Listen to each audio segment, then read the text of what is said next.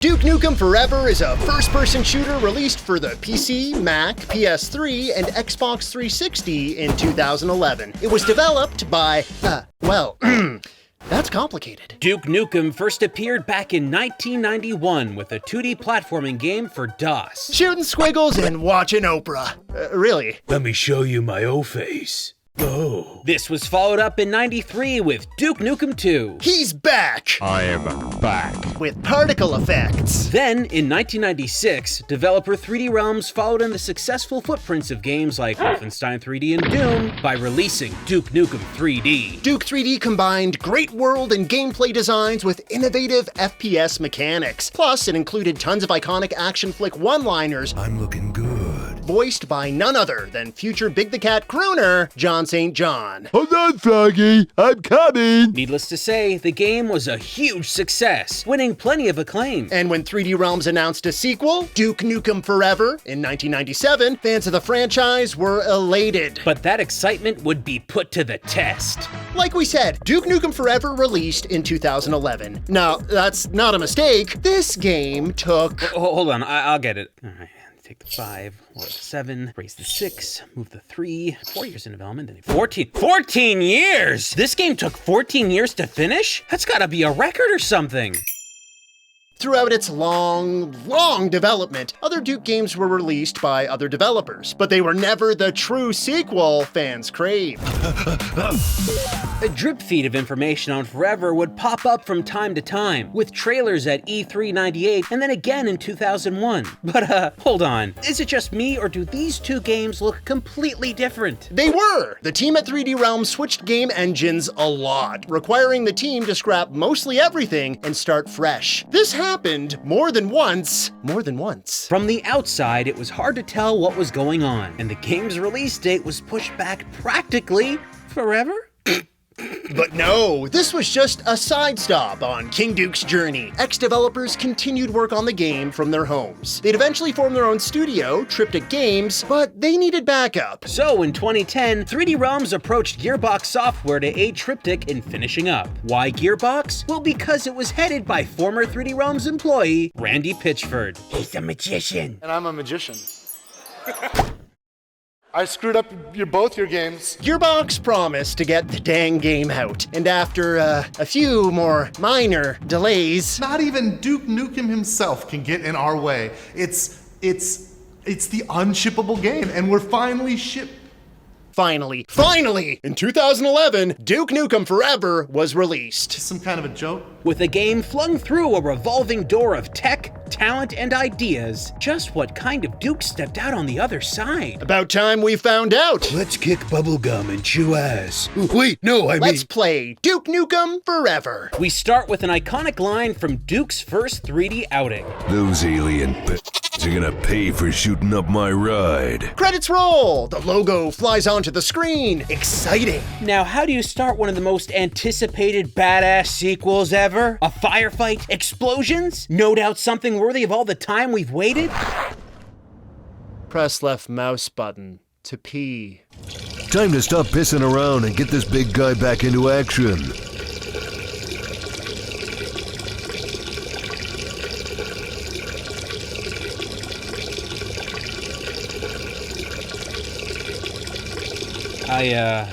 Okay. Go to nearby toilets. Pick up a poopy. Toss. What kind of sick picks up wet feces? 14 f***ing years. Moving into what is a stadium locker room, Duke encounters soldiers going over a plan to defeat a cycloid emperor. Right, maybe part of their plan is giving the hero a gun? Okay, markers first, then firearm?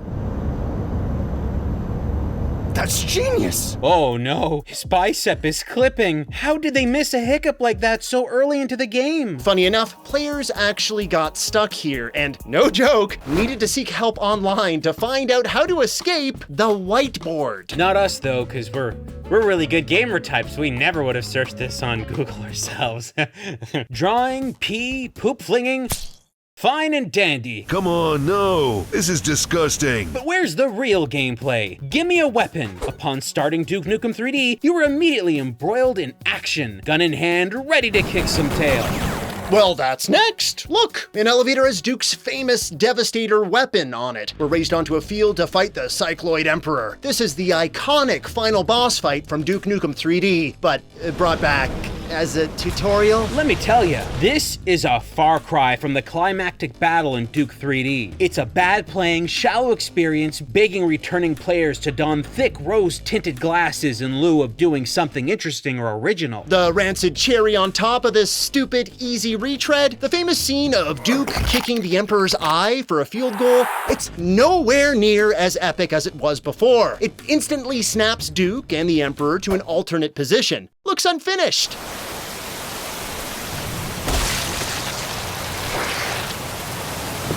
It's good. Great start. But suddenly, the camera pulls back to reveal the whole tutorial was actually a video game that Duke himself was playing. Oh, I get it. It sucked on purpose. Speaking of sucking, we're greeted by two girls who were, Shining his shoes while he played the game. Yep, shoe shiner girls is what they are. with their faces. Hold on, Froggy. I'm coming. What about the game, Duke? Was it any good? Yeah, but after 12 years, it should be. Duke considered that game good?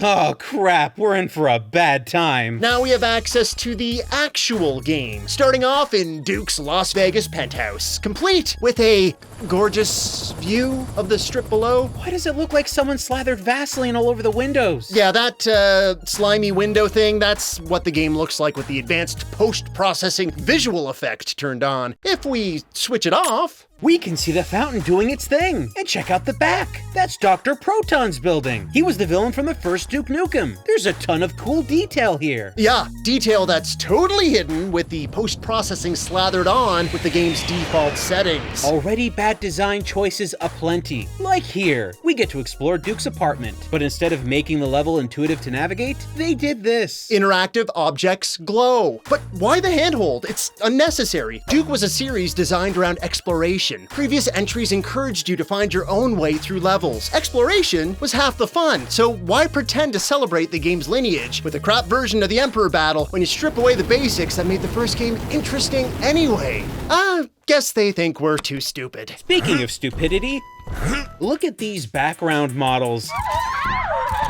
That one holding the camera seems like they've been petrified. Might have helped to, you know, animate all of them. Poor design also leads to heavily scripted scenes that only activate when the player is in a certain location. Like here, the game wants you to listen to the news report about the aliens returning. How do we know this is important? Because the game won't let us leave. There's a crowd of people blocking our path until the scene is complete, and then we're allowed to keep moving. And not all these scripted sequences work properly. Here, a father-son duo ask for Duke's autograph, but the animation is programmed assuming you'll be in one specific spot. If you're not though, they talk to empty air, like a malfunctioning Disneyland animatronic. Go on and ask him, Jimmy. Mr. Nukem, will you sign this for... Duh! For added fun, if you go into the setting and turn off the dialogue volume, when an NPC talks, their lips don't move.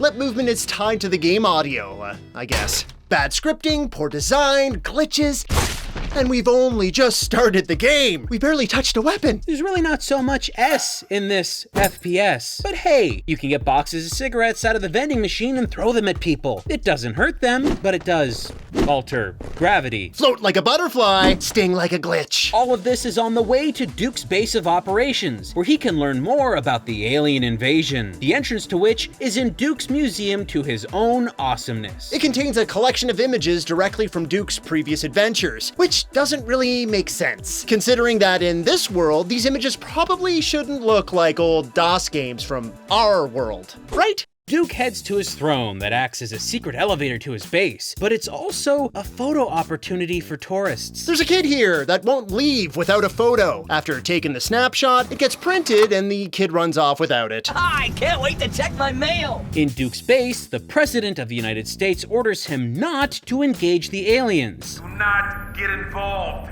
That's an order. He is attempting peace talks with the new Cycloid Emperor. You know, after the first one got the field goal treatment. It's good.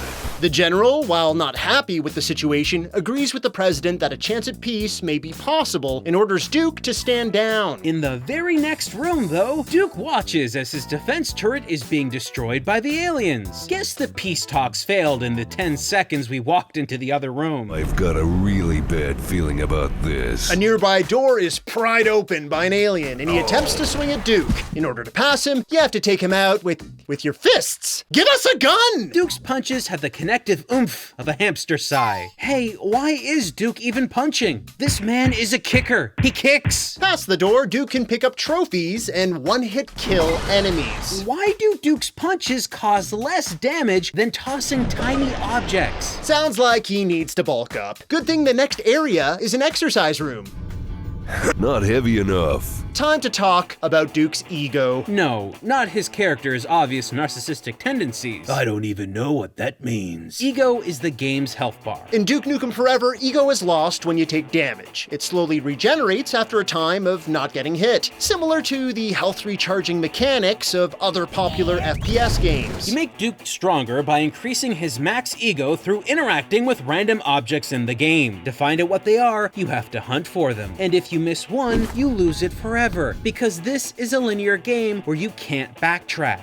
Oh, and they're easy to miss. Ego boosts are gained through various events, like having Duke admire himself in a mirror, do various fitness routines, or by playing pool. Remember the pool table from Duke 3D? It's back! But instead of being a fun diversion, it directly affects your vitality. Only this ego booster is not telegraphed in any way, so most gamers probably started a game, enjoyed the novelty for all of a second, and then moved on. You can also get a temporary boost in ego with items like beer. Don't you know that drinking beer makes you tougher? Says so right here. Unfortunately, this also messes with your vision, giving everything a drunken blur effect. Post-processing is freaking awesome. That was exactly one beer. We're now at least 30 minutes into this game, and only now do we get a legit weapon. This game's attitude towards its arsenal is so different from previous games in the franchise. Duke 3D, for example, gave you access to every weapon that you already found at all times. Not only that, but you started off with your pistol before grabbing both your RPG and shotgun within the first minute. Here, 30 minutes with just your, Dukes. Even with guns, we're limited because Duke can only carry 2 at a time. That's it. Since bosses can only be damaged by explosives, that means one of those 2 slots will always be taken up by your RPG or similar weapon, leaving you with just 1 active weapon slot for regular enemies. And that will usually just be whatever gun you have ammo for. Ammo crates are so scarce, you'll constantly drop your main weapon and pick up whatever your enemies have left lying around. Eventually, the game was updated to add an optional setting to increase Duke's inventory to 4 slots. But that's still not the full arsenal. Hey, I want all my weapons. By the way, Duke Nukem Forever doesn't really have much of interest in its attack roster. Most weapons you acquire are worse-handling versions of holdovers from Duke Nukem 3D. There are a couple of alien weapons that Duke can borrow from blasted foes, but they play like the pistol, only with projectile laser effects. In Duke 3D, we had the Freeze Ray, the Shrink Ray, the Expander. These were all creative attack tools at the time. Continuing on, we climb through some vents, punch a few aliens in the dark, until we come across a seesaw puzzle. Reminds me of Half-Life 2. Nah, probably a coincidence. Eventually, we make it to the reactor room and are tasked with finding 3 energy cells to power the reactor. The first 2 are in the room itself, but the third is in a storage room nearby, where we get to control an RC car from a distance in a separate room. We need to knock the cell onto the floor and out through a hole in the wall. This is hard to accomplish. Your viewing angle is from Duke's location outside, and the controls are oriented to wherever the car's facing. The controls suck. Almost got it. Almost there. Wait. Oh, damn it. Grab the cell, charge the reactor, access the mounted cannon, take out the alien mothership. We notice something interesting here. If you do nothing, the mothership will just sit there waiting for you to fire on it. The whole game pauses until Duke shoots first. Apparently, if Duke just does nothing, the game, the invasion, everything could end immediately. So, self-control, Duke. Self-control. What did you say? Shoot a hole? Damn it, man! Whoa, boy, that must have been some explosion to knock the Dukester out cold. When Duke wakes up, he crawls through loads of vents and eventually makes his way back into the hotel. Oh my god, Duke! We're not that far into the game, but boy, we've seen a lot of vents. Move out to Vegas, kill a few aliens, toss a few craps. Ha, double entendre. I think that's French for I play with my own shit. Around the corner, we run into a shrink trap. Remember these from Duke 3D? Duke gets fun-sized and travels around like a mouse. Usually, this opens up new exploration possibilities, but in Duke Forever, it's just, more vents. We eventually meet up with a young boy, the boy's mother, and more importantly, the boy's RC car. Time for the game's first driving section. Unfortunately, the physics make driving a complete mess. Turning is slow, which makes lining up the car for jumps super tedious. Worse, when your aim's off, the car slams into a wall and you need to back up and readjust to progress. It's annoying as you go through various jumps through the hotel. It gets worse later on in the game, but we'll get to that later. Continuing through more hallways and convenient jumps, we take one last boosted leap before crashing the RC car. We meet up with an Earth Defense Force soldier. No relation. And the Shoeshine twins. Yes, relations. They have a particle expander that can restore Duke to normal size. Great, and just in time for combat. In a room with little cover to hide behind. How are we supposed to keep recovering health without a place to cover? Who knows? Most of the enemies have the high ground, so you really just have to suck it up and get good. When enough foes are slaughtered, 2 aliens teleport in to swipe the twins. It's a scripted event that can't be altered. Not my babes. Not in my town. You alien motherfuckers are gonna pay for this. With no way forward, we head back. Full-sized. This game reuses levels like a carpenter with short-term memory loss. Think about it. Like a bubble level? I still don't get it. Here, a series of pig cops come charging down the hallway with horrific AI. Their strategy seems to be hurling their bodies at our bullets.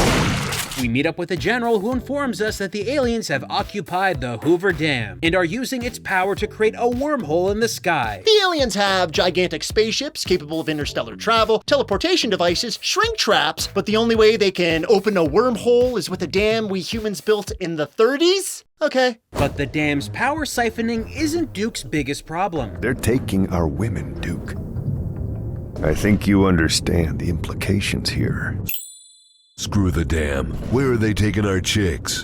Priorities. The aliens are taking the kidnapped women to the Duke Dome, so now instead of dealing with a giant freaking doomsday wormhole, Duke needs to get his chicks. Outside Duke's ruined casino, we meet up with 2 soldiers who seem to be spouting lines written by grade schoolers that just learned all the best naughty words. Duke, good to f***ing see ya. I knew that retirement bull was just bull.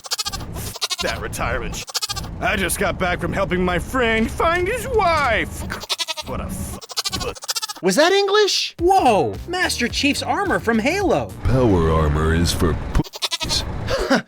No, Dukey boy, you don't get to say that. Not when your game discards Duke Nukem 3D's health system with one directly ripped from the pages of Halo. Oh, and then there's the fact that your weapon carry limitation just so happens to be the same as Halo as well. Yeah, many design choices are swiped from popular shooters released throughout Duke's development. The game's basically a grotesque clown car stuffed tight with used ideas. Get in there, game we definitely didn't copy. Now we're plowing through the streets of Vegas with no help from special forces.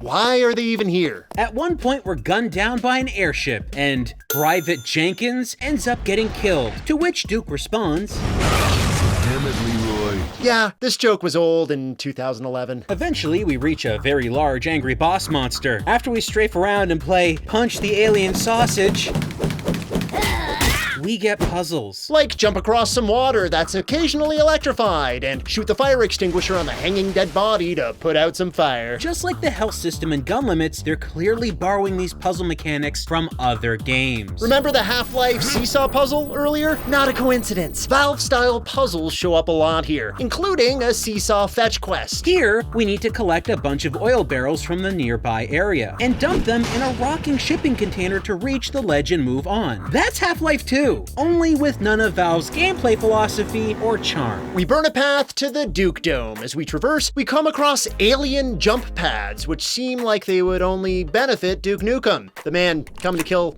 every one of them. We bounce around like a moron and find Duke's favorite pair of boot polishers. It doesn't go well. Oh, what happened? What's under the black boxes? Have you ever seen the movie Alien? Yeah? That's what happened. Graphic. Feel like we should have a moment of silence or something.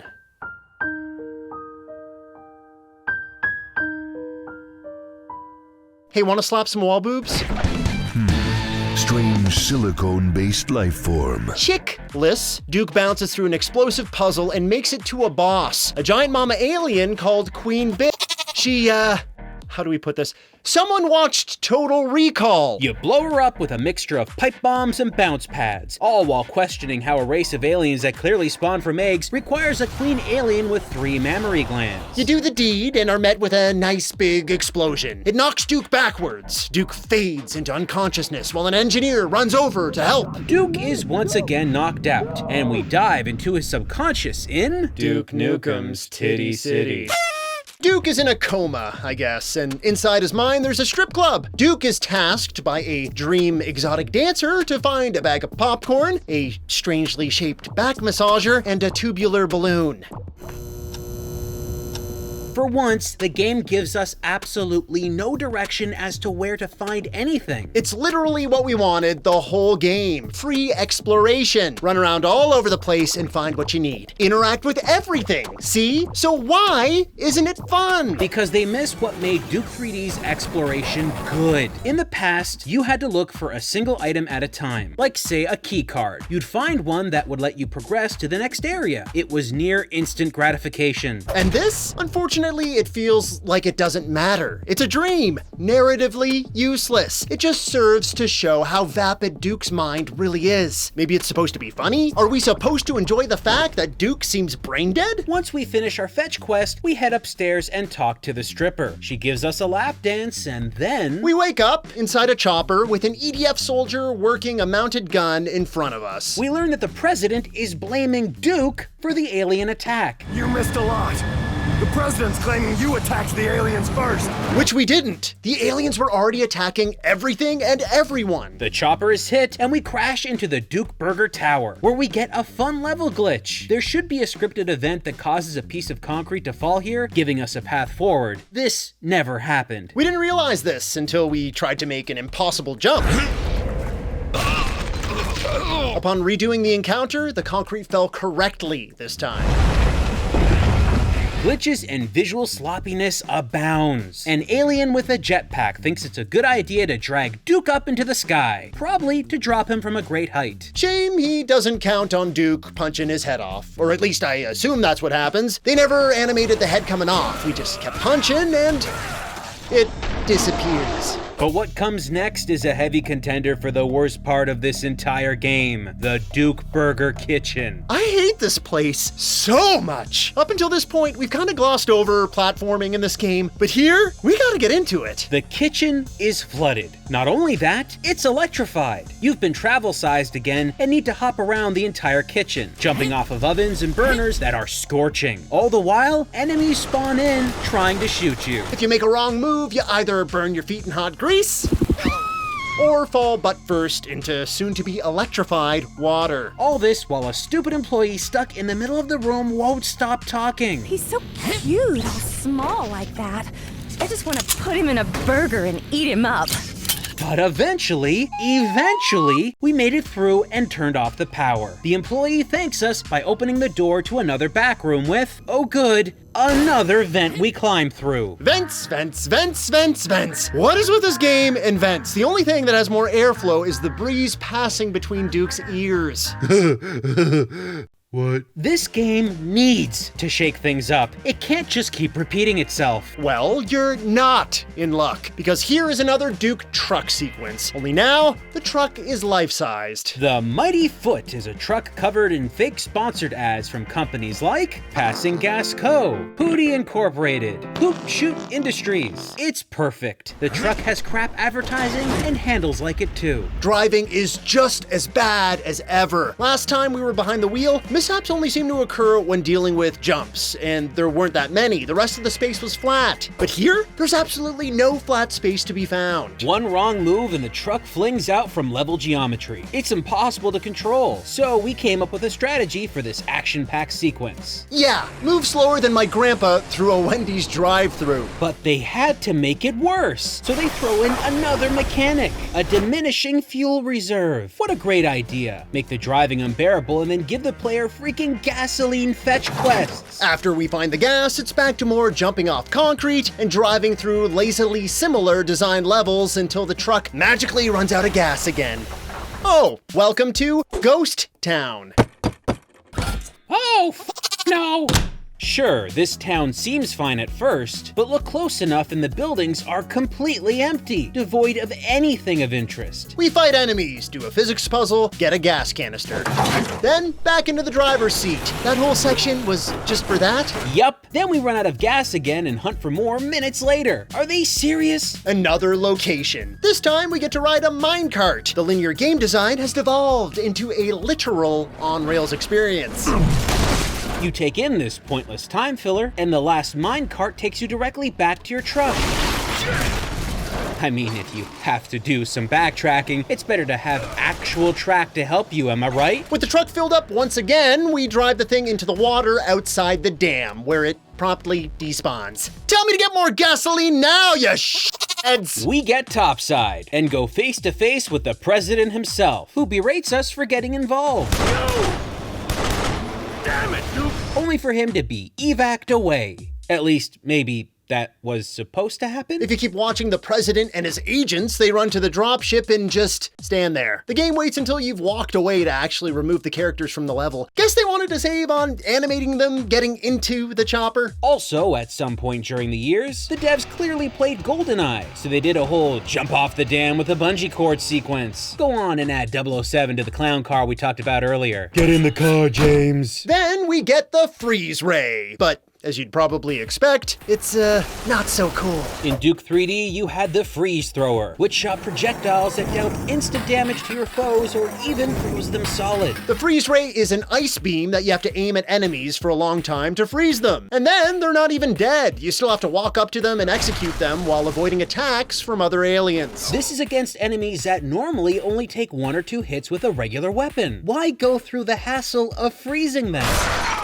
Toss the freeze ray as soon as you can. Just not for the RPG. Close quarters levels like this are apparently not meant for explosives. These weapons limitations are infuriating. Would be real great to have access to all your weapons at once, right? Once we clear the area, a dam technician lets us continue on. Continue to what? Valve puzzles. I hate valve puzzles. Oh, good. They're making fun of Half-Life now. Turn the valves to spray alien obstacles with acid to dissolve them. I guess you could say we're fed up with these puzzles. Yeah. Once outside, we're met with this confusing scene. Get back out there, Duke! I'll raise the door! Oh my god! It shot me! It shot me! Ah! Looks like the guy's lower half is being eaten, but when we pick up the sliding door, he looks fine. Until Duke drops the door on him. Oh, great job! Now we get to drive a forklift. Surprisingly, this thing actually works. And it's kinda fun. We ride down the nicely spaced and roomy hallways with enough warning to turn into our enemies and mow them down. But just like that, it was over. 30 seconds of actual gameplay? Really? That's all they could give us? There's no time. We need to get to the next achingly bad section, which happens to be everyone's favorite element-based level. Oh no. An underwater section. In this game? Are you serious? Not fun! The whole area is submerged, and you don't have a breathing device like the scuba gear in Duke Nukem 3D. You'll need to reach air bubbles that come up from the ground, Sonic style, to refill your oxygen. Submerged, you have to interact with objects to make a path. This potentially leads you to getting stuck and losing health while interacting. Here, enemies swarm at you, making it take longer to get to the next pocket of air. We're forced through a bloated course brimming with oxygen hunting, puzzle solving, obstacles, and plenty of enemies to shoot. Getting the hang of it? Oh good. Here's an underwater boss battle. This tentacled freak is only damaged by rockets, so you're constantly searching for ammo, while also searching for oxygen, while also dodging the boss's attacks. We made sushi with him by the skin of our teeth. We set charges to blow the dam. We escape by running across a spiral staircase with explosive barrels flying at us. Oh, I was expecting a monkey. Cool. Donkey Kong. Make it through, and you get a nice view of the dam breaking apart. Duke passes out again. He faints more than a shocked aristocrat finding they're out of Grey Poupon. Poor old Duke awakens from a soldier performing CPR. An angry president waits nearby who informs us that he was gonna use the aliens for his own benefit. I was gonna have the whole world, you idiot! And would have gotten away with it too if Mr. Nukem hadn't interfered. Instead of killing Duke while he was unconscious, he waits for him to wake up so he can dramatically make a command over the radio. You like nukes? You got one. Satellite is landing as we speak. A nuke being dropped on Duke. Poetic. Think you could clip the prez here? Nah, you can't. It's all scripted. Just like it's scripted that the Emperor will show up at this precise moment and deal with the president for us. Gee, thanks! Time for the final battle. One last long ammo hunting, minion killing smorgasbord. Every time you empty the health gauge on the Emperor, you run up and spam buttons to knock off some of his equipment only to do it again. Tedious, but not complicated. After your final bout, the Emperor falls. Duke takes a moment, while enemies are still firing on him, to pee in the Emperor's eye before making a run for the dropship. We leap! The general grabs hold as the ship takes off, moments away from the arrival of the president's nuke. The dropship spins out of control, and the screen goes black. But don't worry, Duke's not dead. We get a press conference where Duke, alive and well, says he now plans to run for president. There's a strip joint that lives in my head. Sure, okay, great. There's some DLC that takes place after this, but really, after playing this, would you want to play more? This game is a prime example of what happens when there are too many cooks in the kitchen. What's most disappointing? The exciting 2001 E3 demo was actually playable with a lot of it done, according to developers who worked on the project. That's the game we wanted. Heck, we still want it. But it was all scrapped and restarted again and again until all the fresh new ideas and concepts it once contained were replaced with parodies of far better experiences. And sadly, the game became a poorly executed parody of its own franchise. Unfortunately, this is the Duke Nukem Forever that we have forever. And after all the time we had to wait for a proper Duke Nukem 3D sequel, you'll understand our disappointment when we claim it's just bad.